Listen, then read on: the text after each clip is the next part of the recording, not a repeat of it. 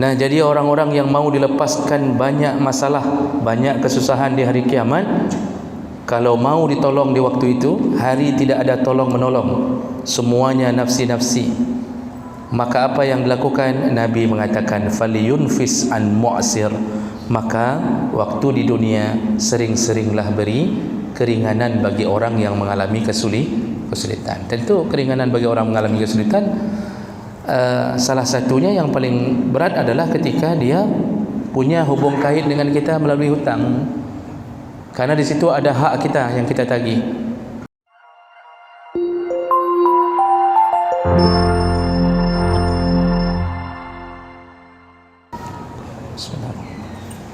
Assalamualaikum warahmatullahi wabarakatuh. Alhamdulillahirabbil alamin. Wa bi ni'matihi tatimmu as-salihat.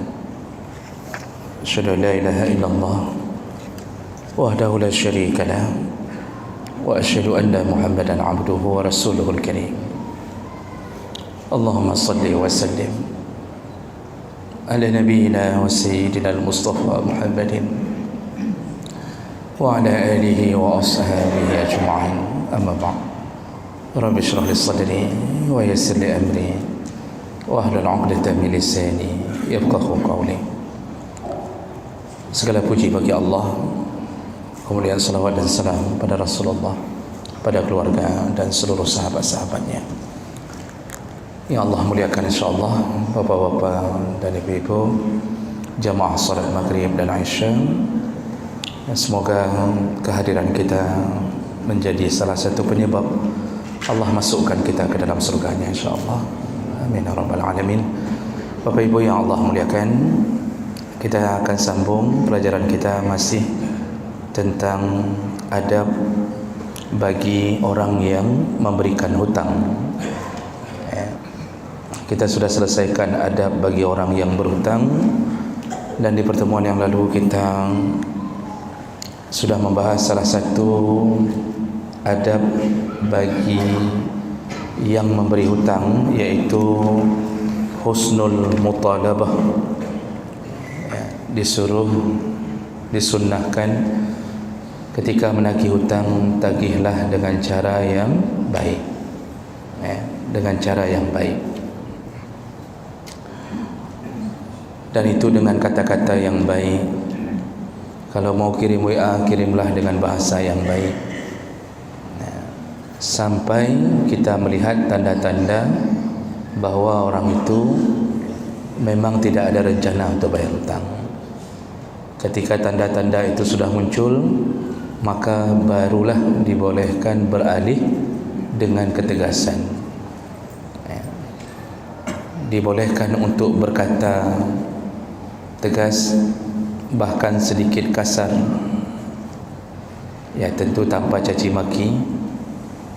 Dibolehkan menindak tegas, menyita barangnya, mempidanakannya, melaporkan ke pihak berwajib. Itu semua dibolehkan bagi orang yang sudah kita tagih dengan cara yang baik, tetapi kita tidak mendapatkan respon yang baik. Uang kita yang dapatkannya dengan usaha yang halal, lalu kita tolong dia dengan segala belas kasihan kita, lalu kita dikhianatinya dengan menghilangkan uang kita. Maka di saat itu dibolehkan bertindak dengan tegas. Jadi itu kalau sudah melihat kezaliman yang terjadi, dan itu sudah kita bacakan hadisnya.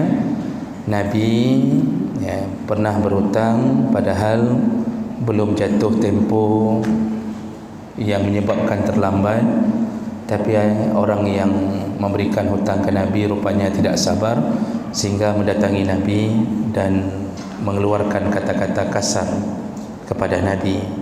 Ketika sahabat ingin memukulnya, Nabi mengatakan jangan, karena dia punya hak mengeluarkan kata-kata itu. Maka lalu Nabi suruh segera membayar hutangnya dengan dibayar unta yang lebih dibandingkan yang dia beri. Nah, ini bahasa Nabi ini menunjukkan bahawa orang yang memberi hutang itu boleh, padahal itu tidak layak terjadi pada Nabi. Maksudnya Nabi belum waktunya ditagih sebenarnya, cuma karena perle dan orang itu menagihnya dengan kasar, tapi Nabi mengatakan jangan dipukul, dia berhak untuk marah. Maka itu menunjukkan kita boleh bertindak tegas kalau hutang kita tidak dibayarkan. Baik, kita lanjut. Berikutnya, adab dari orang yang memberi hutang adalah imhalul madin inda adami istita'atihi, yaitu berilah waktu tambahan atau berikanlah keringanan, berikan keuzuran bagi mereka yang belum mampu membayar hutang. Ini kalimatnya belum mampu membayar hutang, bukan tidak mau bayar hutang. Jadi kenyataannya di lapangan kita lihat faktanya memang tidak ada uang.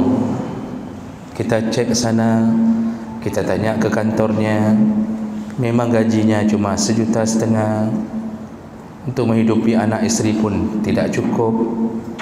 Itu 1,5 juta itu kalau sekarang sudah masuk golongan orang miskin, Pak. Itu 1,5 juta gaji, itu orang miskin itu. Dan itu termasuk kategori boleh dapat zakat. Karena 1,5 juta itu hari ini itu tidak mampu menghidupkan keluarga untuk sebulan pun. Tak mampu, Pak. Kalau apalagi ada anak sekolah, itu tak mampu.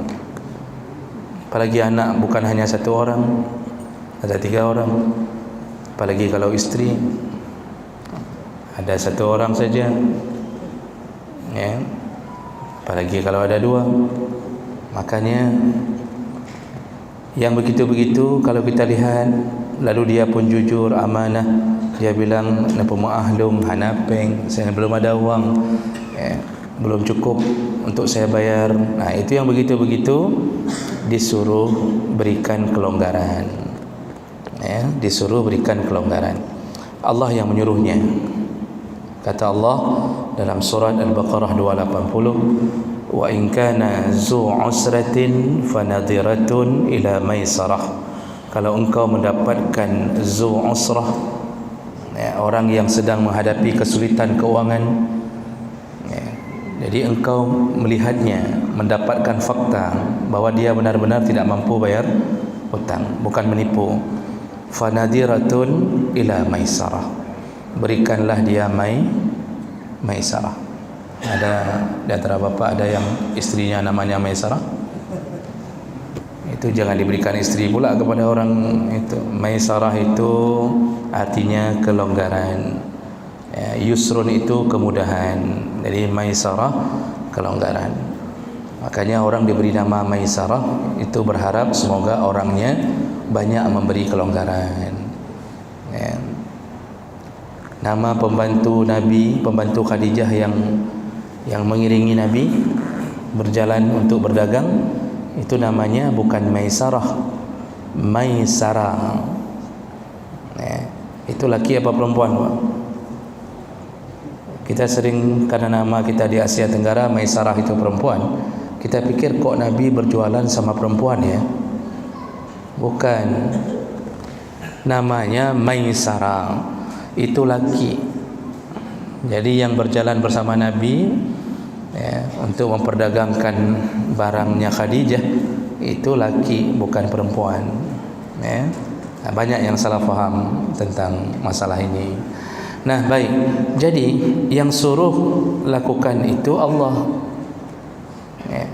Kalau Allah yang sudah suruh, berarti kita dapat jaminan dari Allah.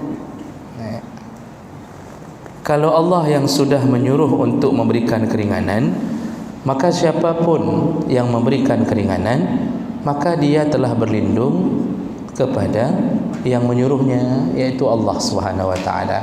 Makanya cukup banyak hadis-hadis yang memuliakan orang-orang yang memberi tangguh hutangnya pada orang-orang yang belum mampu membayar hutangnya. Padahal ini belum cerita membebaskan, baru memberi tangguh. Memberi tangguh itu kan tidak membebaskan. Kita cuma bilang saja, ya sudahlah, pajan-pajan napeng lah, kapan-kapan ada uang sajalah. Kita bilang ya udah bulan depan ya, ya sudah tahun depan saya tunggulah nih, pajan-pajan napeng. Tidak, kita bebaskan hutang kita. Kita hanya memberi tangguh. Tapi memberi tangguh pun yang suruh Allah. Maka apa yang terjadi? Maka berlimpahlah kemuliaan, ya, sanjungan dan kemudahan akan diberikan oleh Allah kepada yang memudahkan urusan orang itu. Makanya hadis-hadis Nabi menyebutkan, di antaranya hadis dari riwayat Ahmad dengan derajat yang sahih, ya, dari Abu Yasar radhiyallahu anhu, Rasulullah sallallahu alaihi wasallam berkata, "Man ahabba ayyudillahu Allah azza wa jalla fi dhillihi falyundir al-mu'sir aw liyadha anhu." Barang siapa yang menginginkan nanti di hari kiamat mendapatkan naungan dari Allah Subhanahu wa taala, yaitu hari tidak ada naungan kecuali naungan Allah, apa yang hendaknya dilakukan? Maka berilah keringanan orang yang kesulitan untuk membayar hutang. Falyunzir al-mu'sir. Ini janji pertama dalam hadis riwayat Ahmad dengan derajat yang sahih. Jadi hari kiamat itu hari yang memang menakutkan, kecuali bagi orang-orang yang dihilangkan ketakutannya oleh Allah. Dan salah satunya adalah orang-orang yang berada di dalam naungan Allah Subhanahu wa taala. Makanya dalam hadis yang lain ada 7 golongan yang diberi naungan di hari tidak ada naungan. Maksud tidak ada naungan, tidak ada perlindungan siapapun kecuali hanya dari Allah. Dan salah satunya dalam hadis ini, mereka yang di dunia pernah memberikan tempo, memberikan tangguh kepada orang yang tidak mampu bayar hutang. Hari itu matahari diturunkan. Dalam hadis sebutkan, hari kita berdiri di padang mahsyar. Jadi kita pertama sekali bangkit dalam keadaan telanjang, tidak pakai sandal, tidak berkhitan, dalam keadaan tidak sandal, tidak berkhitan dan telanjang. 3 keadaan ini. Lalu kemudian bangkitnya dalam keadaan hujan sedang rintik. Itu Nabi yang mengatakan dalam hadis. Jadi kita bangkit dari alam kubur nanti, berdiri di padang mahsyar itu dalam keadaan sedang hujan rintik. Lalu kemudian barulah diberi pakaian. Yang pertama diberi pakaian adalah para nabi, dan nabi pertama adalah Ibrahim alaihissalam. Rasulullah yang mengatakannya, awwalu ma yuksa, orang yang pertama sekali diberi pakaian yaumal qiyamah adalah Nabiullah Ibrahim. Kenapa Ibrahim? Karena dulu Ibrahim hampir ditelanjangkan ketika mau dibakar di dalam api membela Allah Subhanahu wa taala. Jadi Allah menutup aib Ibrahim pertama sekali. Kemudian barulah nabi-nabi diberikan pakaian sebelum dilihat aurat oleh seluruh manusia yang lain. Nah, ketika itu apa yang terjadi Bapak Ibu? Hari kesusahan. Matahari diturunkan dalam jarak 1 mil. Milun kata Rasulullah. Mil itu punya 2 makna, yaitu mil jarak satuan di bumi, dan jarak satuan di bumi 1 mil itu berapa? 10.000 1.500 ya. 10.000 apa 1.500 km Pak, 1 mil itu.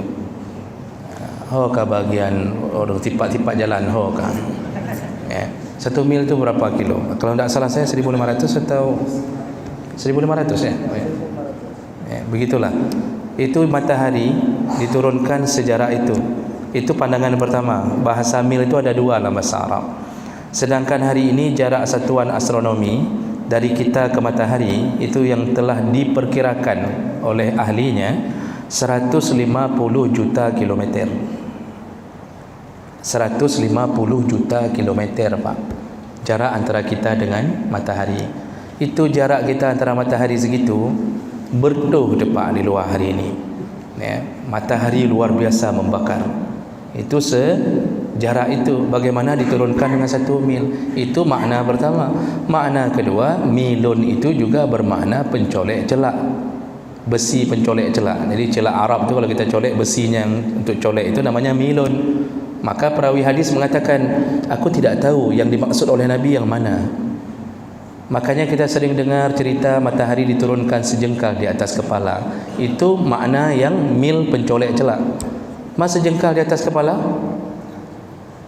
maka disitulah orang-orang tenggelam dengan keringatnya.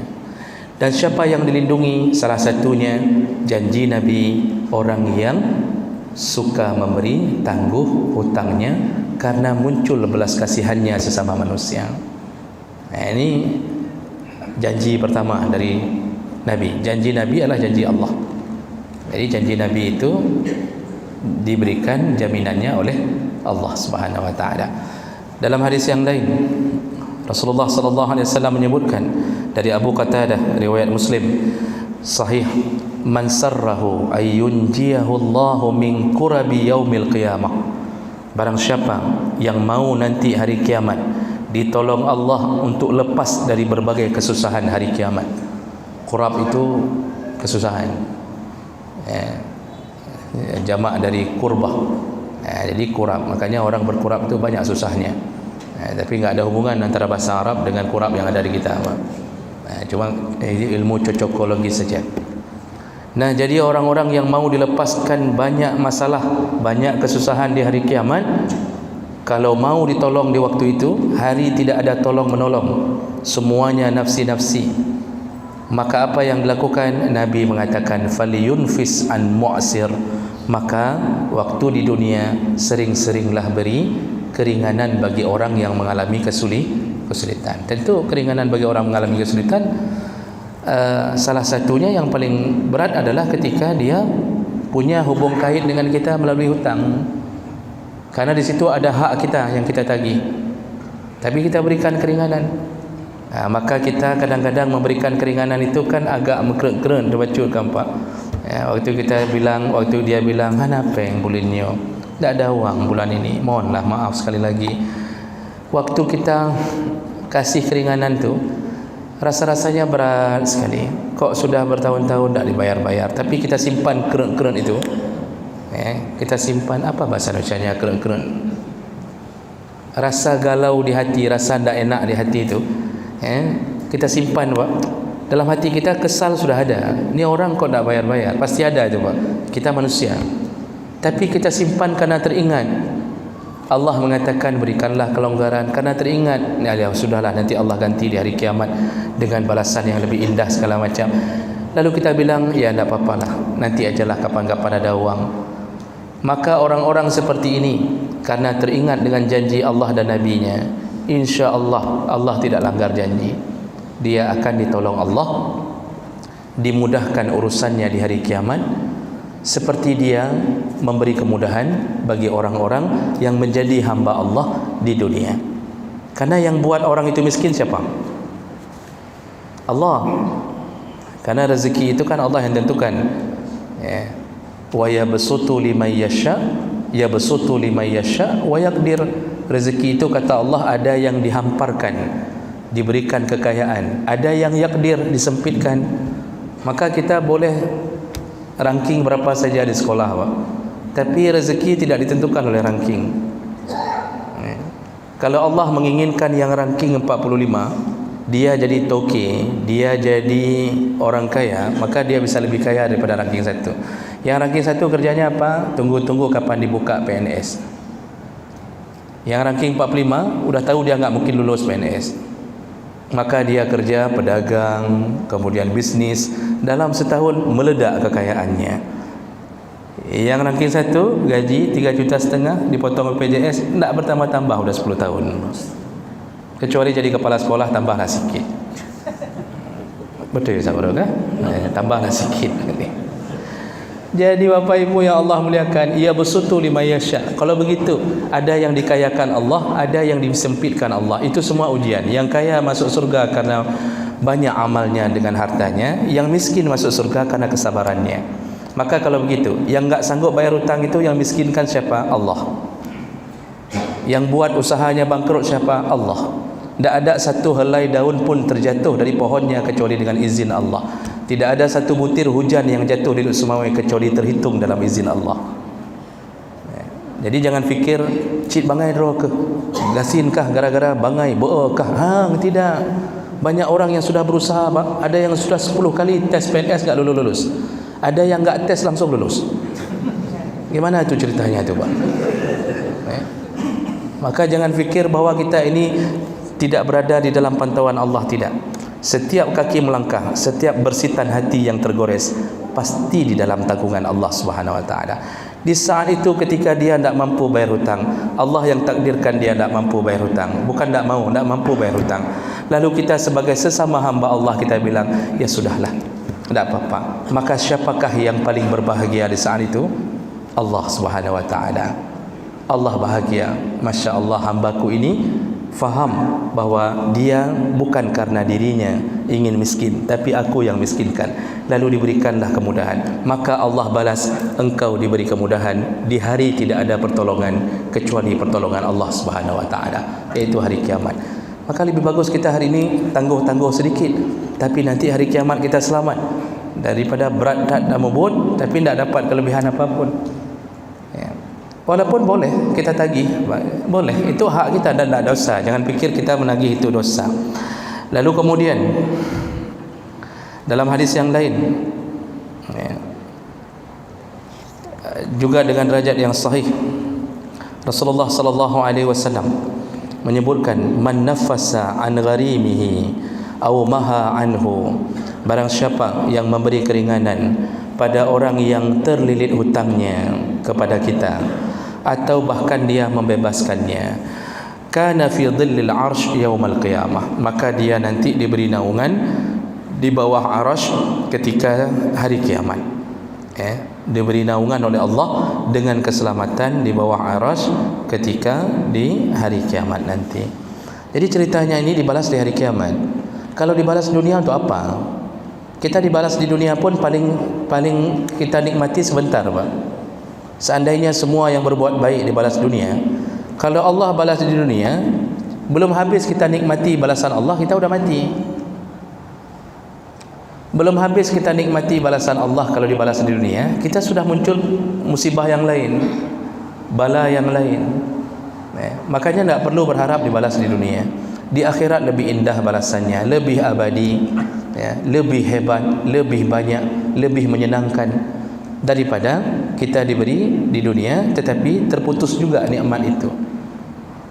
Makanya janji-janji Allah dan Nabi itu semuanya di akhirat nanti. Di akhirat orang beriman itu salah satu penyebab dia masuk surga dan selamat di akhirat adalah keyakinannya terhadap janji Allah. Itu iman.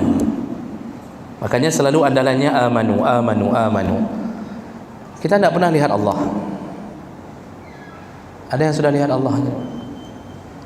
Tidak ada. Kita bahkan Nabi pun kita tidak lihat. Kita sekarang yang hidup, Nabi pun kita tidak lihat. Nabi bilang ada malaikat di samping kita, saya tidak lihat. Bapak nampak malaikat yang berdiri di samping saya? Nampak? Tidak nampak. Tidak nampak apapun. Allah bilang surga, kita tidak tahu. Cuma kita yakin saja itu indah. Allah bilang neraka, kita tidak tahu. Cuma kita yakin saja dia punya azab yang begitu pedih.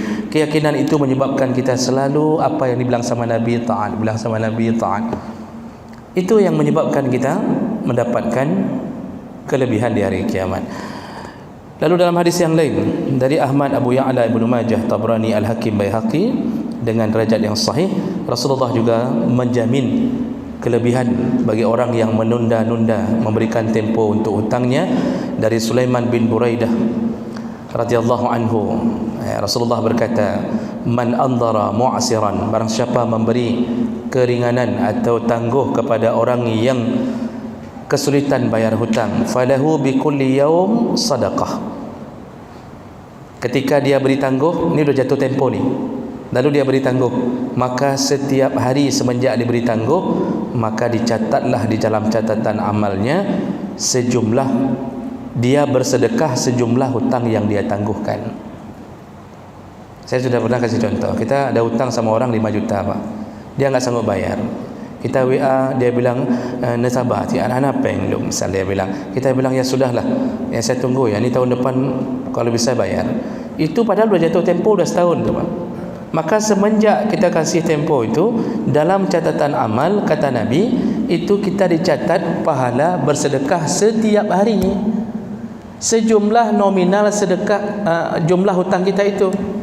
Jadi dalam catatan amal sedekah 5 juta, sedekah 5 juta. Padahal saya terdengar Pak butuh tagai, sudah sedekah 5 juta gara-gara memberi keringanan bagi orang yang sudah jatuh temponya. Kan sebenarnya sudah layak kita ambil, cuma kita ya sudahlah, bahasa ya sudahlah, kita berarti kasih sedekah untuk dia itu. Maka 5 juta itu setiap hari tertulis, setiap hari sedekah 5 juta qabla ayyahillat dain, sebelum dia membayar hutangnya. Disambung lagi oleh Nabi, fa iza halla ad-dain fa andarahu kana lahu bi kulli yawm masalahu sadaqah. Dan ketika jatuh lagi tempo, belum juga sanggup bayar, kali kedua itu kita kembali mengatakan ya sudahlah, gimana pegawai man kakak tahu ke bah. Kita bilang sekali lagi Pak, tahun depan ya, Masya Allah, apa kata Nabi, bi kulli yawm masalahu, setiap hari dicatat dalam catatan amal kita 2 kali lipat dari jumlah hutang yang kita tangguhkan untuk dia. Berarti sudah berapa Pak? 10 juta, subhanallah. Padahal kita masukkan ke dalam celeng masjid, waribe. Kita tangguhkan hutang sama orang. Nabi yang bilang, ini hadis ini sahih, Nabi yang bilang dalam catatan amal 10 juta, subhanallah. Inilah hebatnya orang yang bersabar di atas hutangnya. Tapi kalau perkara-perkara ini itu kita lihat orang. Kalau orangnya tidak ada rencana bayar, itu enggak disuruh perlakukan begini Pak. Disuruh hambo, cihanaga urang, tidak jujur, tidak apa-apa, itu siapkan peluru terbaik ya. Kalau perlu bawa AK-47 dan hambo 73. Kemudian dalam hadis riwayat Bukhari ya, hadis riwayat Bukhari dengan derajat yang sahih dari Huzaifah Al-Yamani, Rasulullah berkata, talaqqatil malaikah ruha rajulin mimman kana qablakum.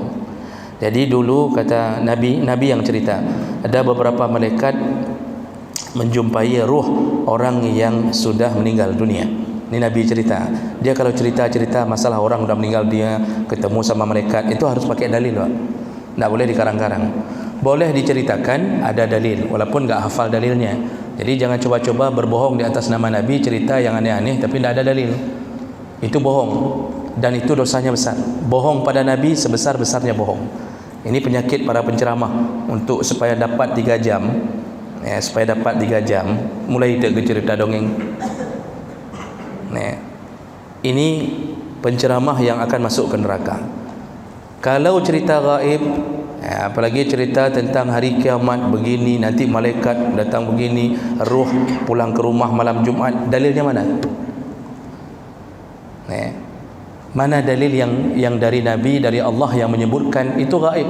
Para ulama kalau berkata-kata itu pakai dalil ke sana. Kalau dia yang mengatakan enggak ada dalil, berarti enggak bisa jadi dalil. Nah, jadi Nabi yang cerita dalam hadis Bukhari ini, ada malaikat. Jadi berapa malaikat menjumpai ruh orang yang sudah meninggal. Qalu, lalu ditanyalah kepada ruh ini, a'amilta minal khair syai'? Kamu waktu di dunia apa amalan kamu yang berbentuk kebaikan? Coba sebutkan amalan kamu yang bentuknya kebaikan apa? Karena kita nanti Pak berlindung kepada amal saleh. Memang sekarang enggak nampak amal saleh kita.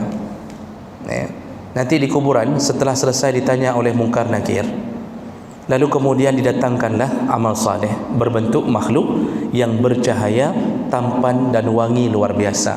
Bersamanya lah kita hidup sampai datang sangkakala. Istri sudah kahwin lagi, anak sudah punya papa yang baru, bahkan papa itu PNS, kita dulu honorer. Jangan pikir kita ditemani oleh siapapun dalam kubur, tidak. Yang menemani kita adalah solat jamaahnya kita, sedekahnya kita, kebaikan kita memberi nafkah pada isteri walaupun dia sudah kahwin lagi, tapi nafkah itu kembali ke kita. Maka itulah yang menjadi andalan kita hidup bersamanya. Terang benderanglah kuburan kita, lalu diturunkanlah kasur dari surga, diturunkanlah makanan dari surga, diturunkan minuman sebelum masuk surga. Tapi itu pemanasan yang sebenarnya nanti pas masuk surga. Makanya orang ini ditanya oleh malaikat, apa amal kamu yang kamu lakukan di dunia? Qala, lalu dia berkata, kuntu amuru fityani ayyundiru wa yatajawazu 'anil musir. Qala fatajawazu anhu. Lalu dia berkata, dulu di dunia aku mengirimkan anak buahku untuk menagih hutang. Lalu aku berkata, ketika orang itu tidak mampu, maka berikanlah waktu yang panjang. Jadi kalau dia pesankan ke anak buahnya, budak-budaknya, dulu kan sistem budak-budak itu, dia pesankan tagih hutang. Tapi kalau tidak mampu, betul-betul lihat dia sudah kasih waktu, jangan ditarik hutang itu dengan keras. Itu amal saleh yang dia sebutkan waktu ditanya. Lalu ketika malaikat mendengarkan itu, tentu Allah sudah tahu, itu kan skenario yang Allah cerita. Nah, di saat itulah Allah berkata, fatajawazu anhu. Kalau begitu, kata Allah, ampunkanlah dia. Artinya, wahai malaikat, sudah selesaikan urusan dengan dia, tak usah ditanya-tanya lagi. Masya Allah, disuruh lepaskan oleh malaikat. Jadi Allah bilang malaikat, udah lepaskan. Itu kan sama kayak jenderal, Pak, bilang sama anak buahnya, kahajutnya, kaberehnya, oh, boleh haju. Begitulah orang yang dimuliakan karena meringankan hutangnya ketika di dunia. Baik, kita ada waktu. Ini ember, tidak perlu ember sebentar lagi, Pak. Mudah-mudahan nggak perlu ember, karena biasanya perlu ember. Baik, saya berhenti dulu di sini.